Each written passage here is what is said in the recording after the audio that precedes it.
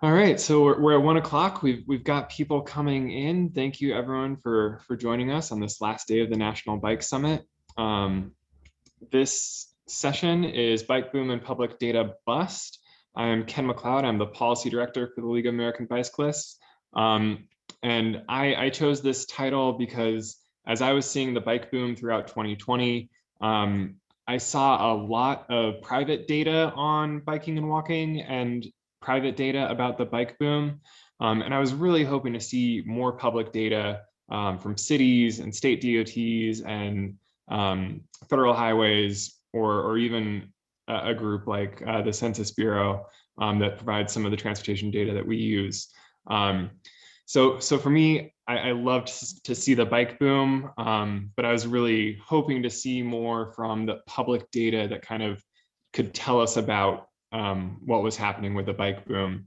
So I'm hoping with the presentations today, we'll learn more about how the bike boom has been tracked, and kind of think more about how we can make sure that we have public data systems that provide us good information on biking and walking and provide us that information that is real time enough so that we can capture things like the bike boom that we experienced in 2020, and have really solid data to talk about it as it's happening and then afterwards. So we are joined by some great speakers from some great companies. We have Olivia White from EcoCounter. We have Sean Coe from Streetlight Data, and Liz Stolz and Lisa Maack from Marlin Engineering. I'm excited to get their presentations going, but a couple of bits of housekeeping before I do that. I want to say that my relationship to data and biking walking data is driven by our benchmarking report on biking and walking in the United States. You can find that at data@bikeleague.org. And really the main source of data we use there is Census Bureau data from the American Community Survey. So unfortunately, we don't do a lot of counter data. I think it's an area that we need to improve upon. And that's one of the reasons I'm excited to have this session today, so that I can learn more about what we can do with data as we all kind of learn together. Also just want to say that this session will be recorded. All of the attendees are muted and should remain muted. If you want to ask a question, I invite you to use the Zoom chat. There is the Whova chat, and that will be available during the session and after the session. But if you want a question answered in this session, please use the Zoom chat. Similarly, you can watch through Whova or you can watch through Zoom. We recommend Zoom for the best viewing experience. And always great to have the slides that I have the prompt so that I enable live transcription and people can see closed captions. If those are distracting to you, you can turn them off for yourself, but those are available if you need them or they help your viewing experience. So with that little bit of housekeeping, I'm excited to hand it over to Olivia White from EcoCounter to talk about their work and how they are doing great things with biking and walking data. Thanks very much. I'm going to share my screen. You can let me know if you see it.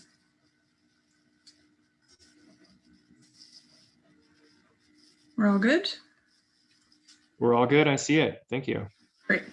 So my name is Olivia. I work with EcoCounter. We work with communities across North America and Canada to help them to collect bike and pedestrian data.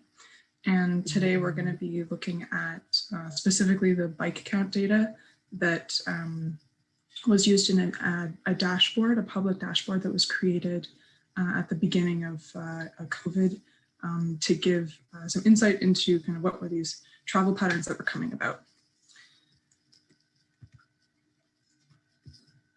So just a little bit about EcoCounter. If anyone is unfamiliar with EcoCounter, we make bicycle and pedestrian counters. So the hardware that you're going to put into the streets and the trails that we ride on in our communities to collect continuous counts, so 24 hours a day. We have mobile and permanent counters, and people use these to collect different types of data on different types of facilities. and use that data to analyze what are those travel patterns in their communities.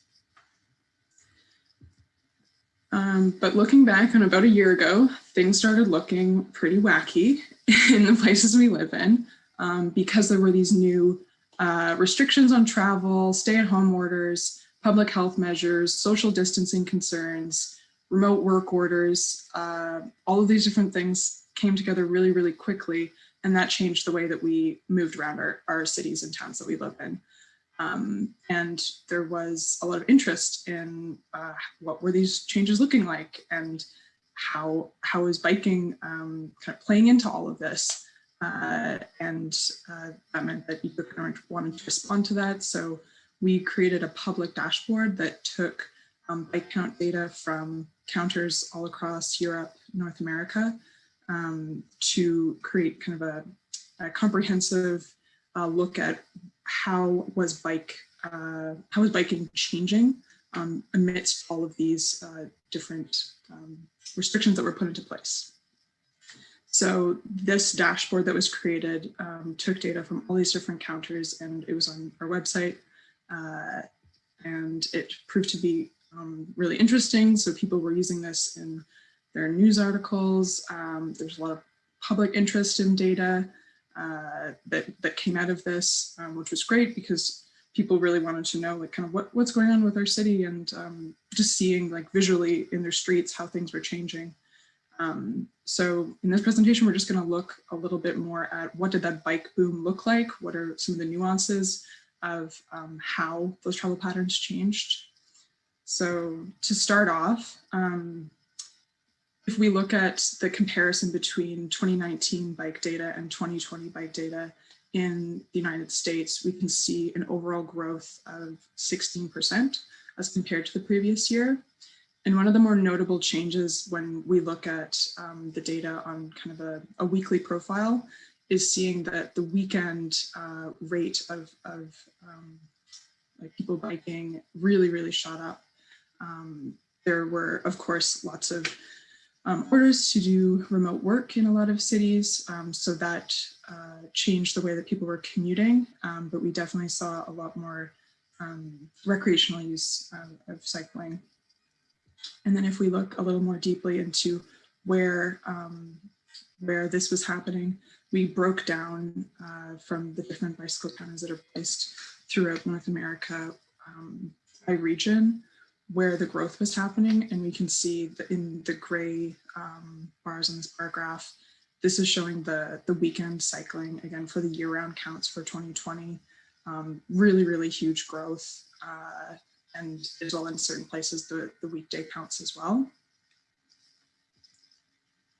And then if we want to look at more of the profile, this chart was taken from a large city in Canada, and it shows exactly kind of what happens when you tell people not to commute as much and do remote work, and instead are probably doing more work from home. So before COVID, so before March 2020, we saw just a regular commuting pattern here with the gray line on this graph. So just the morning peak and the afternoon peak of people returning home from their workplaces. And after COVID, we can see that morning peak it's still there. There are still people commuting, but it's much less pronounced. And there's more people that are biking kind of in the middle of the afternoon. And we can assume, people are using their bikes for doing more exercise and recreation and maybe running errands. And still, there's the peak in the later part of the day. Again, people going out and doing these things. So it's just interesting to look at, how the boom happened throughout the day, throughout the week. And again, I wanted to show this because we often kind of get down on ourselves in North America for not really comparing to how much growth in cycling there is compared to Europe. But we can see when we kind of match up between some of these different countries where EcoCounter was analyzing the bike counts, there is like a huge amount of growth in Canada and the US. So we can look at that and be kind of proud, like this is great that we can see the weekend growth here. And another thing that's interesting to look at, and people are always kind of questioning that, does this boom continue? Is it just kind of a fair weather thing? So I wanted to show some of the counts from the colder months of the year. We can still see elevated bicycle counts again on the weekends more than the weekdays in December in the US and Canada, which is a cool retention to have. And as well, we're again seeing this like a full week, it's still there. And there's certainly certain places in the US and Canada that have an elevated level of this, but overall, it's still a boom and it's still happening. And that was just for the December data. So I wanted to kind of finish up by saying that this is great that we were able to see this data and share it with the public when there was a moment of a lot of interest in how people were moving around the city. But this was all made possible because people put a lot of work in the years previous to this to get these permanent counters installed and to create their counting programs and create this regime of data collection. So there was a lot of hard work that was put in by like many different people from many different agencies. But it meant that in a moment of kind of crisis and a lot of interest in data that it was available. So moving forward, just some questions to keep in mind. What are some measures that we can take to continue this bike boom momentum? Is there something we can do to enable more data sharing between regional agencies and states? And what are we doing to ensure that this data collection continues into the future? So that's it for me. Thanks very much, and looking forward to discussing this with you all after. Thank you, Olivia. That was a great presentation. And I love the recognition of all the hard work that's gone into making sure that there are these permanent counters in the ground and counting programs in so many places. You know, I've been by that bike-o-meter in Arlington, Virginia when I lived there. And just today I saw that person at my local MPO is going around to counter sites on their e-bike to check bike counts. So there really are a lot of people involved in these counter programs. And it's great to build upon that and recognize that. So thank you for that.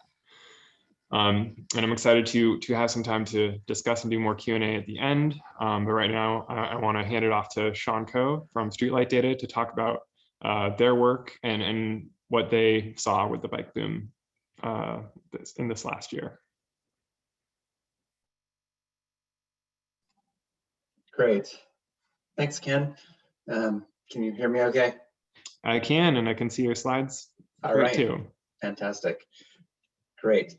I wanted to have a discussion very similar to Olivia's about kind of what we saw during COVID in terms of the bike boom. Very similar results, but using slightly different methods. Okay.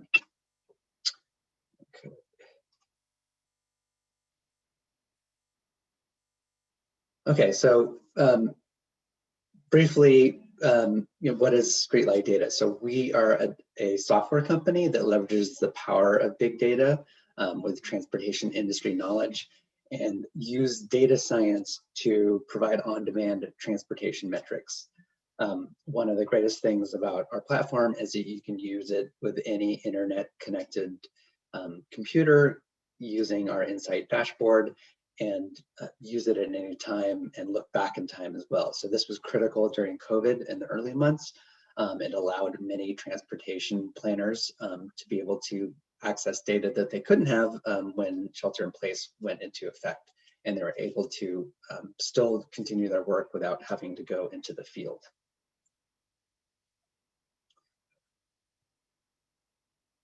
So one of the big advantages of big data is that the size and representativeness of the sample. So you can see on the left is traditional surveys, which sample some people for a few days, but very complete days. And then big data, we look at many people for all days. And as a result, we have a much larger sample size that can capture large swaths of geography for more periods of time, which allows for a more representative sample. So we validate our data, particularly in this case, the bike data, with looking at the best available permanent count sources for bike and ped data. We looked at counters in San Francisco, Philly, and Ottawa. These are mostly continuous permanent counters. I know that San Francisco and DVR PCs are use a lot of eco counters as well.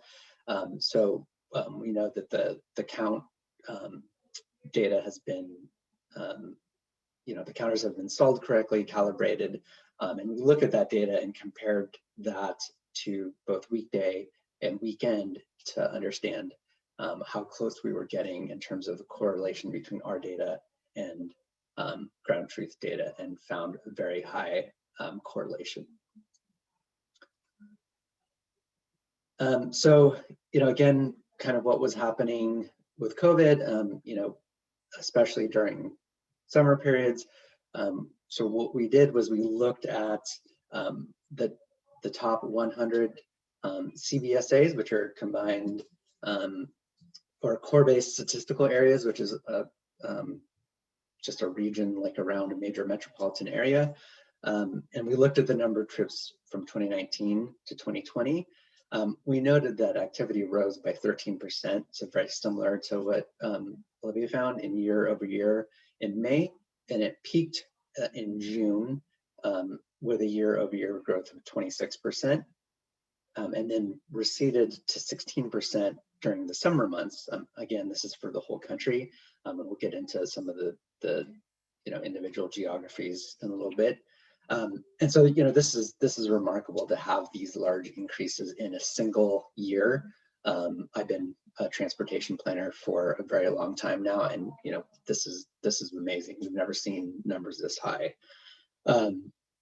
So when we compare that to other modes like vehicle miles traveled, so bicycling was up 11%, but vehicle miles traveled was down 6.5%. So remarkable to see that mode shift happen on a national level. So the biggest increases in cycling occurred that we saw in the spring, took place in some of the smaller cities in America, where shorter average commute lengths, so places like Madison, Charlotte, Greensboro, they recorded year over year growth with gains of at least 75% during June, and then they declined in ridership like most of the US, but still remain above 50% when compared to September. So, again, quite the feat.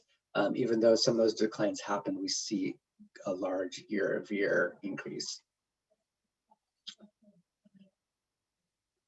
So 3 of the largest cities are back in the green, so that's positive growth. So Seattle, Portland, San Diego, and then Harrisburg. So, we're still seeing that stickiness take place, which is pretty amazing. But some of the 5 largest cities are still in the red, so a decline compared to the prior year results. And these tend to be pretty large, metro areas like, San Francisco, Boston, San Jose, New Orleans. So, one thing to note is many of you are quite aware that these metro areas have really high bike to work mode share during non-COVID years. So, one of the things that we've noticed is that this is probably due to the drop in just total, work trips generally. Office buildings in downtown have been emptied. So, all activities dropped. And, I noticed that here in our San Francisco headquarters, where, Folsom Street bike lane has really been totally emptied, along with the major employers like Salesforce and Twitter in downtown San Francisco. So, during the typical weekday, that would be bustling with all sorts of pedestrian and bike transit use. So, this sort of makes sense.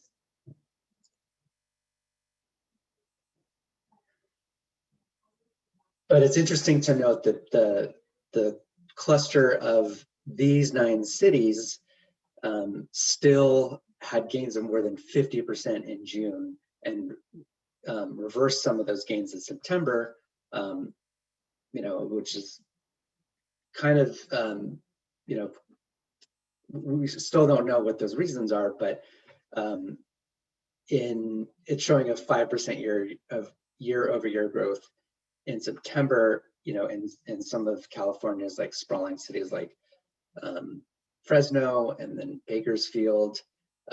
They gave back all of their gains by September, and so did Tucson, and then later, despite a big bike network, particularly in Tucson. So we're still not really sure what this is, but it's still pretty amazing to see these large growths in bike commute mode share or other trips occur during the year, and hopefully we'll still see that stick. So the bike boom's real. It is sustained through 2020. I think there's marked differences in stay-at-work or stay-at-home compliance, work from home practices, safe bike infrastructures we saw with slow streets, even climate across the lower 48 states may have contributed to this. Population also plays a large role in the average. So 6 of the 10 metro areas with the largest commute or bike miles traveled, I guess, have seen declines in travel in 2020. 2 additional metros, New York and Philly, have only recently gone positive, so back to seeing that growth that we saw before.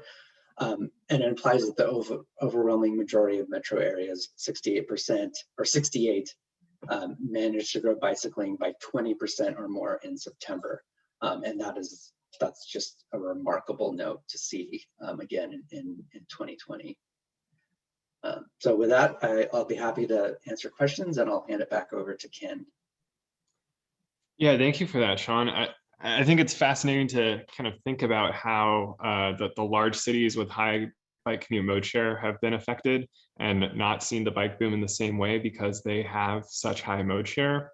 I've definitely heard people talk about, as people get vaccinated, as we go back to work, as people go back to offices, it's potentially a once in a generation, once in a millennium change in people's work patterns. And it'll be super interesting to see if we see those metros spring back to high bike to work mode shares, or even gain from that high baseline, and maybe like a secondary bike boom in that way. So our final presenter is a double presenter with Lisa Maack and Liz Stolz. So I'm excited to welcome both of them, and then we'll have some Q&A at the end. So please be active in that chat, and excited to hand it off to Liz and Lisa.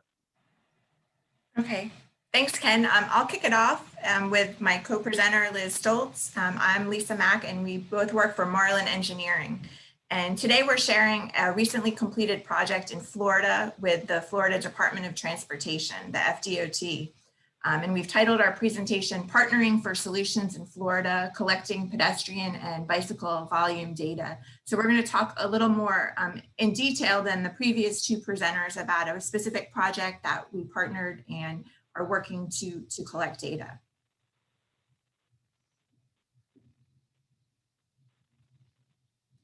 Let me get my technical.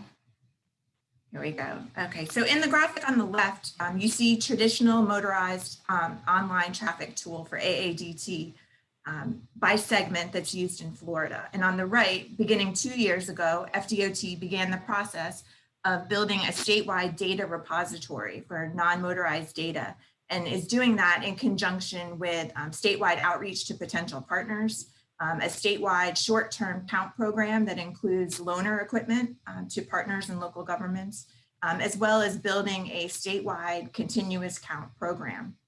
The goal is to fill the map with locations and link the locations to robust non-motorized data sets, like the motorized map on the left, to inform projects and plans.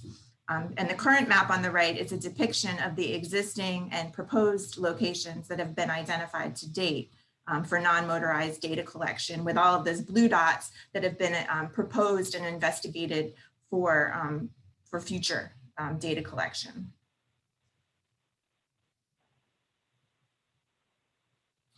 With that program underway, the FDOT Public Transit Office spearheaded a project to collect non-motorized data in conjunction with transit agencies to provide innovative tools and to support transit planning, thereby integrating this transit passenger activity into the statewide non-motorized data collection program.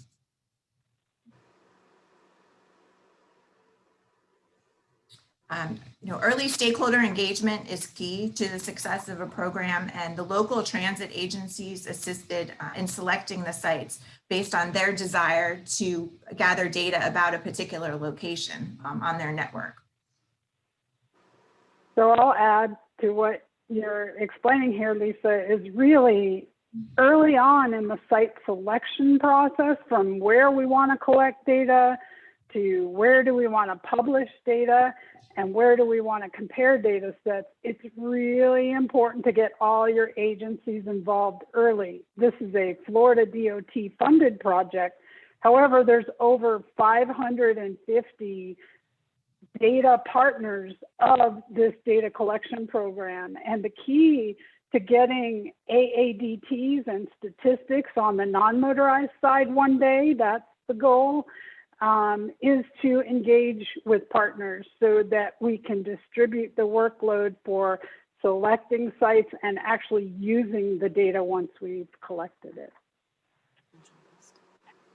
Thanks, Liz. So this project enlisted transit agencies from across the state, and in using different geographic locations and transit systems, the data collection experience varied, informing our research. So 4 of the transit agencies were bus fleets and 1 was a commuter rail. And so on this map, the different colors represent the 5 transit agencies and the locations, each point is a location where we counted. So toward the southern part of the state, Broward County Transit, BCT, is in orange, and we're going to look at 2 examples from BCT.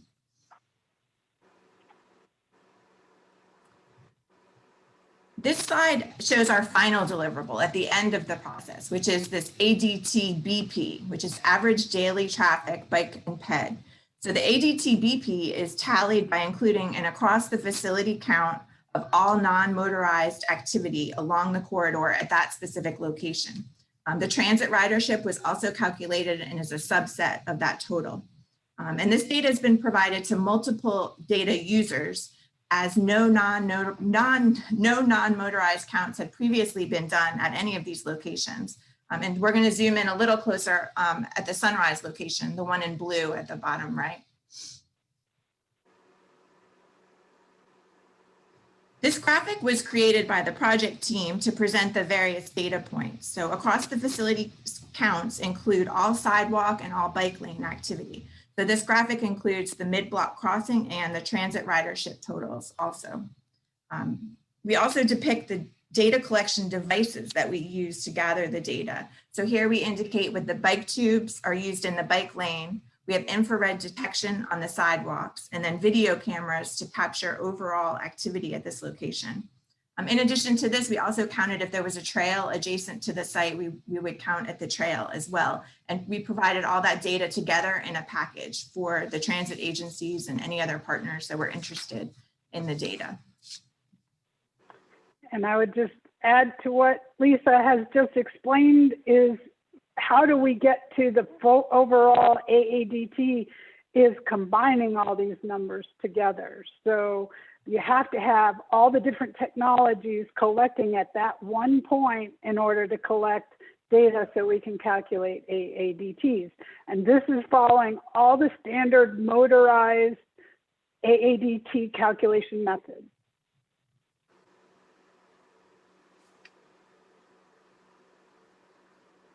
Okay, I think you broke up right at the end.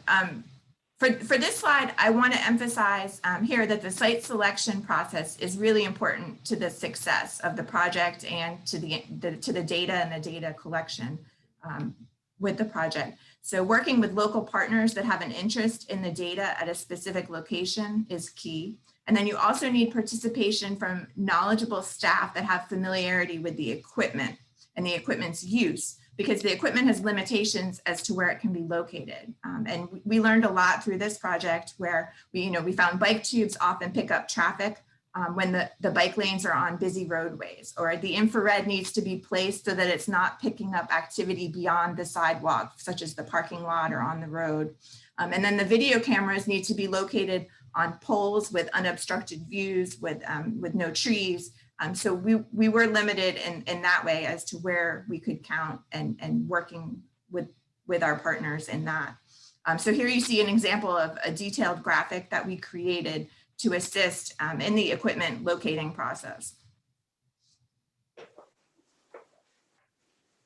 So for this project, we did a 2-week deployment for the bike tubes and the infrared detection devices at each location, and the cameras were deployed for 24-hour periods. The infrared you see here on the left has a detection zone that stretches across the sidewalk, and it notes the temperature change that it captures, but it doesn't differentiate between the pedestrian or the cyclist. You just get a single count. The bike tubes are placed on trails or in bike lanes to count the bicycles. And then the video you see, we put the camera on a telescoping pole that you can watch the video both manually or upload to smart video detection software.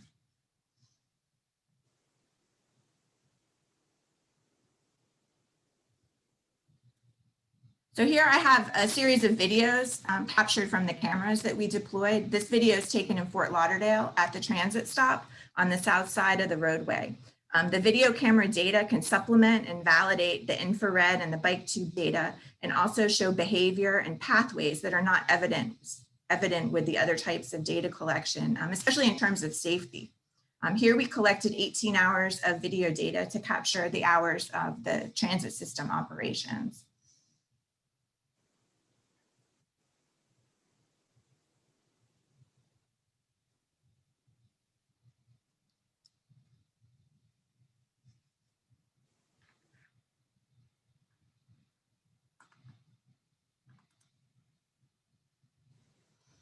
This graphic shows once the video is uploaded to the software, you can create lines and zones to capture the activity. So each individual pedestrian and bicyclist path becomes a line. So here it's yellow for pedestrian and red for the cyclist. So in 18 hours, 153 pedestrians and 1 bicyclist crossed mid-block at this location.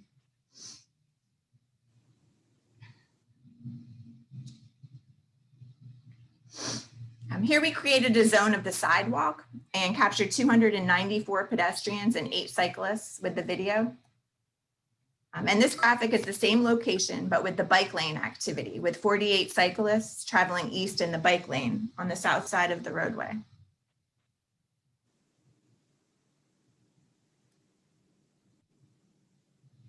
This is another location in Fort Lauderdale with busy transit activity and a biker putting his bike on the bus. And then at the end, toward the end of the video, I want to keep your eye on the median for the pedestrians.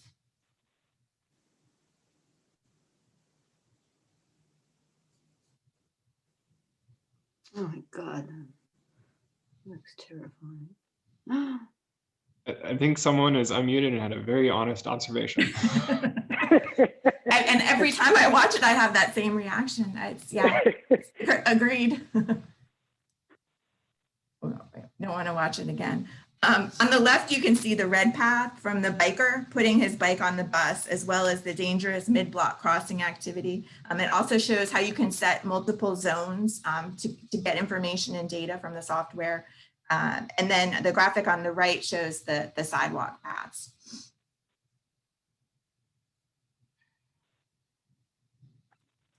This is a final video. It's in Palm Beach County at the entrance to the SFRTA commuter train station.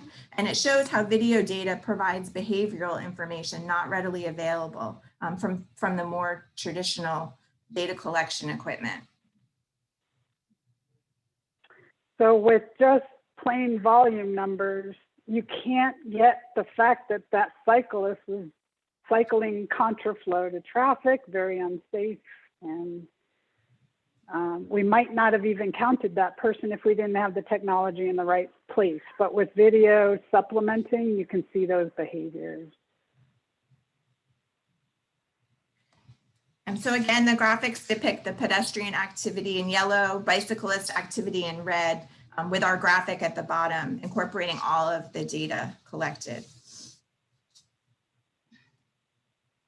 So after the data was collected and shared, we held follow-up meetings with each agency to discuss the findings and answer questions on the data packages that we provided to each agency. And each location has data by equipment type, by day, and by hour. We were excited to hear that the transit agencies, with their feedback, that they were interested in using our data to inform their transit planning processes. SFRTA, the commuter train agency, told us that they were about to start on a wayfinding and education campaign, and that with the video, they could see how passengers access their different facilities, and that way they could put their educational materials in those locations. Other agencies expressed that the data would provide them information as to where they needed additional shelters, and then also for mid-block crossing, for their mid-block crossing safety efforts. So this project was really a first attempt at using non-motorized data and informing transit planning with that data. So the new ideas and the possibilities for further projects show that this has the potential, I think, to grow beyond these 5 transit agencies. And also our experiences with the equipment and trying out different types of equipment gave us documented a lot of recommendations that we can use for future studies. And with that, we had a lot of partners and participation, and just wanted to highlight that here on this slide, from FDOT to the local transit agencies to the MPOs and even to local government. Different folks had a role in proposing sites, in helping us deploy and monitor equipment, and then as well as with the follow-up data and discussions about how we can build on this and how they were going to use the data. So with that, I think, Liz, did you have anything you wanted to add, or I think we'll conclude? Well, I guess we'll take questions now or turn it back to Ken. Great. Yeah, excited to have some time to talk to all of you. Really interesting presentation. That was amazing video to watch and react to. I want to start with maybe the most technical question that I saw in the chat, which is 2 weeks long enough to get representative data for all seasons, or is that something where that time to get the data will change in different contexts? So I'll start with an answer in that we chose 2 weeks to follow the traffic monitoring guidebook, which is the Federal Highway Administration's Bible, so to speak, for how to build a traffic data program. And it's all about motorized and now has non-motorized prescriptions on how to do that. And so one of the things in that guidebook recommended by the Federal Highway Administration is to do a 2-week count. So those 14-day counts, there are, and the reason it's in the traffic monitoring guide, it's backed by research. There has been research, published research, peer-reviewed published research from the Transportation Research Board that has proven that 2 weeks worth of counts really does give you an adequate amount of data to calculate an AADT, which is ultimately what you want. Now, what people are doing is potentially 2-week counts in different seasons. The more data you have, the more accurate your AADT is going to be. So does that answer your question? I think so. I've definitely heard about the traffic monitoring guide and that it has provided more methodology to accept non-motorized counts in recent years, but that it's also still a fairly difficult process. But yeah, it's great to know that that's where that is coming from. There were a couple of questions about the video data and concern that there might be privacy concerns or kind of surveillance concerns. Is there a way to address that? Could you use infrared cameras instead of video cameras? Or is that concern in any way baked into kind of the future of this work?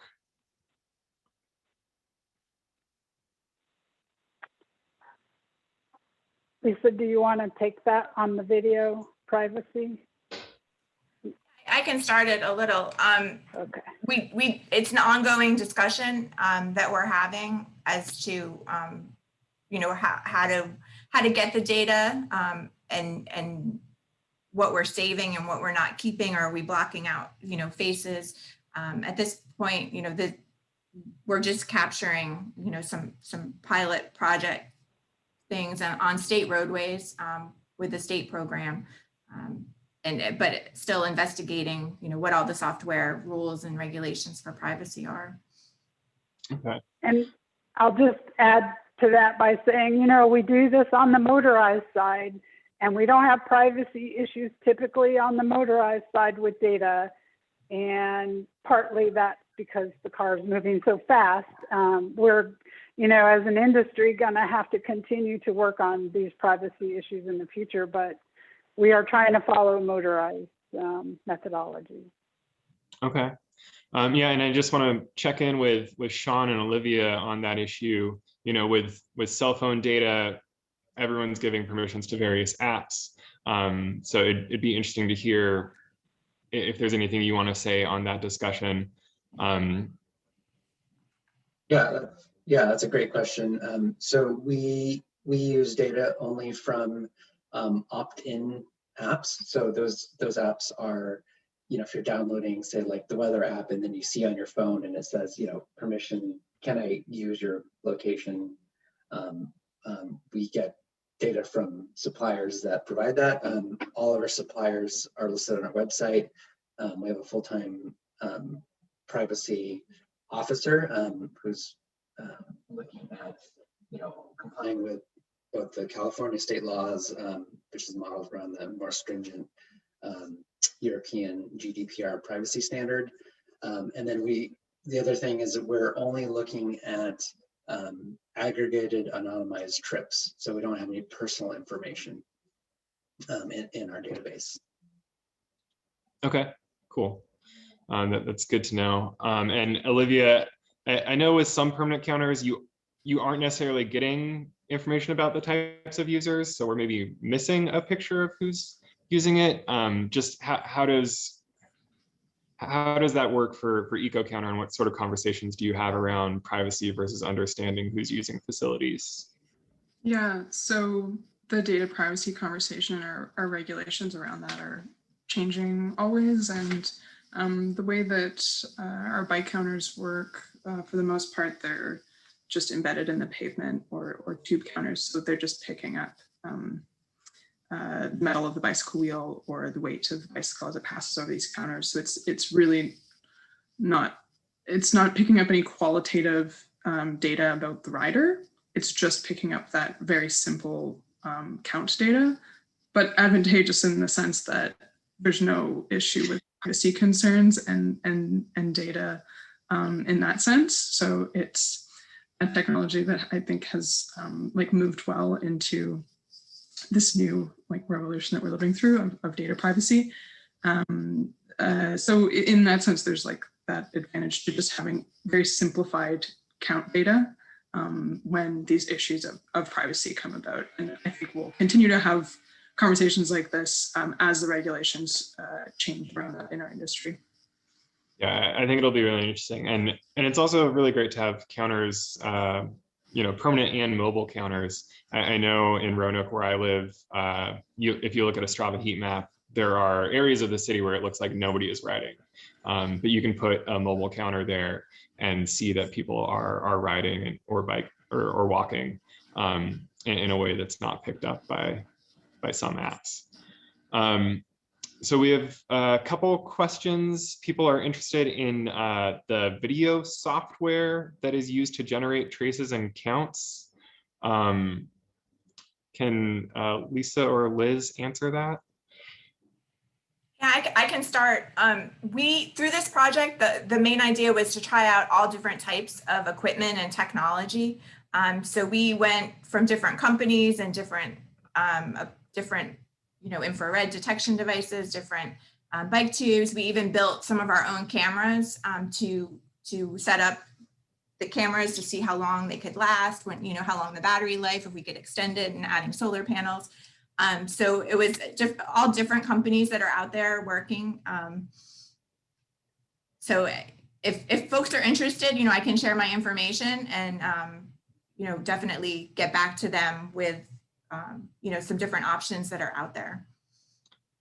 I think people are interested, and I think people would appreciate information, you know, shared in the chat or other means. I know there's some requests in the chat for regional data that might be available from Streetlight or EcoCounter.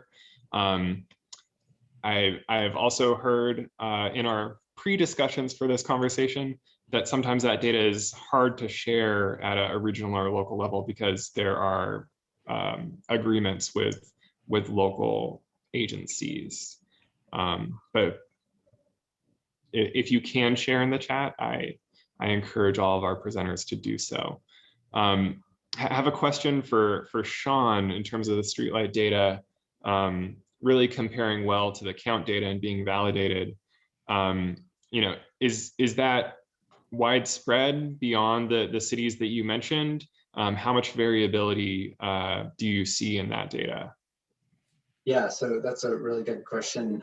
So we looked at places that had continuous permanent counters in order to validate the data against. And as you're all probably aware, there's not many places that have continuous counters that are installed. You know, everyone should go talk to EcoCounter and Olivia about getting that in their cities. So we don't validate against temporary counters. We haven't tried that yet, just because it's sort of, you know, it's more difficult to do. So, you know, generally the lack of the continuous counters in the United States has been the problem. So if anyone knows of a city that's got a really good one, that one we haven't looked at, we could certainly do that regression analysis. But because, you know, many communities don't have good counters, we can't validate against that unless, you know, we are under contract right now with FHWA for AADT, and the evaluation team is looking at validating our data against temporary, you know, car counters, but you know, you've got more numbers and stuff. So, but for now, we're only doing permanent continuous counters. Yeah, it's great how complementary these technologies and counts are. You know, I know in US DOT under Anthony Fox, we had a non-motorized counter pilot program that provided funding for 10 MPOs to implement counters. I'd be interested to hear from all of you about what we should be asking for in terms of creating better non-motorized data and counter programs. What sort of support do you need to see from federal or state or local governments to kind of give us parity with motor vehicles and that understanding that might come with that? So I'll start with an answer. The ask should be, on the motorized side, it's a required mandate to submit motorized traffic data for every state DOT. That's how you create a highly accurate data program at the statewide level. It is not required for non-motorized data. So that is first and foremost. The minute you put that in place, these data programs will take off. And the very first question anyone asks is how many? And you don't know how many unless you count. So we have to do a lot of things and combine a lot of data sets. And there's some really great partnerships happening to try to estimate. But we are all about that ground truth and putting counters in place to help these other data sets become even more accurate. So let's get the accurate answer to how many, and let's put a mandate in place, just like we have on the motorized side. Yeah, and then I would add, as a former MPO staff person, to allow the funding sources to purchase some of this capital equipment, which has been very difficult, particularly at a city level, because you can get CMAQ funds to say do your bike plan, but getting funds to do the hardware and then also additional maintenance, like paying for say like upkeep of dashboards, or in our case is a subscription, EcoCounter or something similar.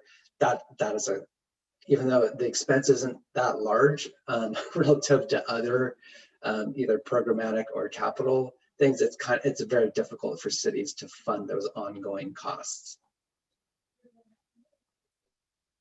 And I will add on kind of the counting side. It's like a lot of work to put together a counting program, get these counters installed, begin to collect permanent data, super valuable data once it is being collected. And you can have a lot of flexibility when you have some permanent count stations that are in really key areas in a region or in a city, and then supplement that with shorter term counts from different sources, or doing manual counts, or just mobile counters. So that's like one good thing, just to have some permanent count stations that you can supplement with other info. But another thing I would add is just to, it's great that all this data is being collected, but how is it being shared? And making sure there's a regime around data sharing and some just some regulations about how we're going to make this public, if we want to make it public, or how we're going to share it within an agency. Because it's great to see, this data being collected, but if it's not being communicated and visualized and shared in a really productive way, then it's a missed opportunity. Yeah, I definitely am hearing that we need to provide some more support for counting, that we need to make clear that counting is important and a requirement, and then hopefully we have those good policies for data sharing. I know in Virginia, the state has a good EcoCounter dashboard, but it seemed definitely some places were sharing more data than others, or had those better maintenance regimes to kind of get that data over time. That made it a little bit hard for me in my local advocacy to compare my local counts to nearby cities. So really important to get it right and fund it well. Got a few questions to circle back to video counting. One just wants to take another bite at the apple to figure out how the video is processed to get traces. Is it really just about finding that private vendor and they'll do it? Or are there things that people should be asking for? What do I ask for to get trace data? So I guess I'll start, Lisa, you can add to what I'm gonna say. So these technologies are moving into the automated video recognition space using AI or machine learning technologies. So those are the things you wanna focus in on if you are asking for automated video detection. There are a lot of companies that are working towards making that happen. The thing that I always focus on is accuracy. So make sure that you have a very accurate and a highly confident data set to compare against, so that the technology that you are looking to move to is as solid, if not more solid and more accurate than the counts that you're currently getting. Did you want to add to that, Lisa? Yeah, no, I'll just add that, with the companies that we've been working with, we worked closely. We have a specific tech team that can talk video cameras and what does it need and how do we upload, and so all that technology and all that conversation is something definitely you can't just take any video camera and upload it. There's different qualities that the film will need to have.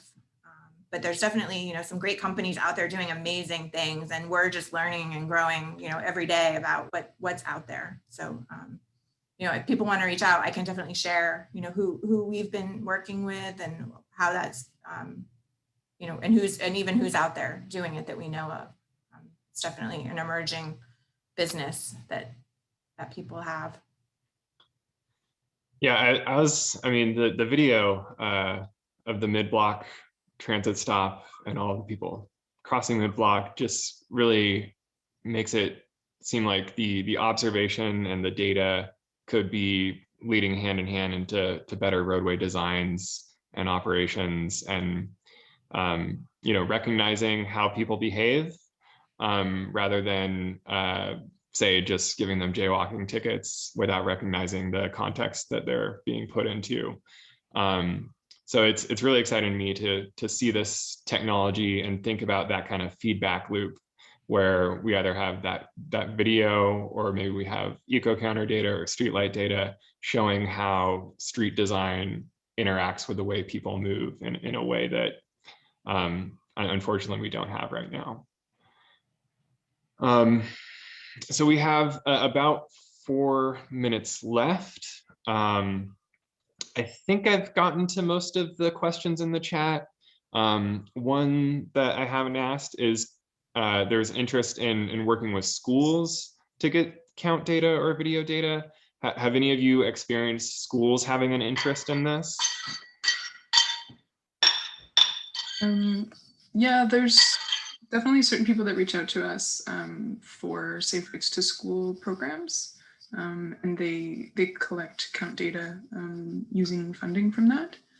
And it seems to have grown a bit in the past few years. From individual schools, no, but from people looking to collect data around schools, it happens quite a bit. I also... go ahead, Liz. I was going to say that I developed the first statewide counting program for non-motorized back in 2007 for the Colorado DOT as a DOT employee back then. And one of the sites we picked was very specific to a school. And what the whole idea of building a statewide program is to get diversity in volume, high, low, medium, and different recreational activities, urban sites, rural sites. So one of the sites we picked was a school site. And I think there's still an eco counter in place counting that site in front of a school. And they have requested data. Now, I don't know the follow-up on what they've used it for, but I can tell you there has been counting right in front of that particular school since 2007. And I was going to say that we don't collect data from any device that is from a child's phone, so anyone under 13. So we don't have data on children. But if you're fortunate enough to have a school like my kid's school, which is in a residential neighborhood that's that has like kind of busy streets around it, we can look at the streets that are surrounding the school, but not anything on the school location itself. And that's exactly what we did for that site, Sean. It was right on the roadway in front of the school. And we did a lot of, just DOT data analysis, and you could definitely see the school patterns. And I think there are a lot of universities, if we expand it out to higher education sites, and a lot of kids doing a lot of research on, activities on campus, that kind of, I've seen a lot of TRB papers come through that are related to video detection and bicycle activity and that kind of thing for research projects. Yeah, on the transit project that we just talked about, there's a trail behind one of the commuter train stations for Florida Atlantic University, and we were able to get some great data from that trail, with students taking the train and then getting on the bike train. They have a bike train, even getting on the bike train and then biking on the trail to school. Awesome. really cool to hear about all that work around schools and capturing that. So we are at 2. I want to thank all of our speakers today. Great presentations. I really hope that we can get more support for counting and get this important data so that DOTs can make better decisions, better designs. I don't think we have enough time to get one last thought from you, but I want to thank you all again. Thank you, Sean and Lisa and Liz and Olivia. Really excited to see your presentations, and hopefully we get more and better bike fed data in the future. So everyone have a great day. If you have lobby visits coming up, best of luck. And see many of you at 7 tonight at our happy hour to close down the summit.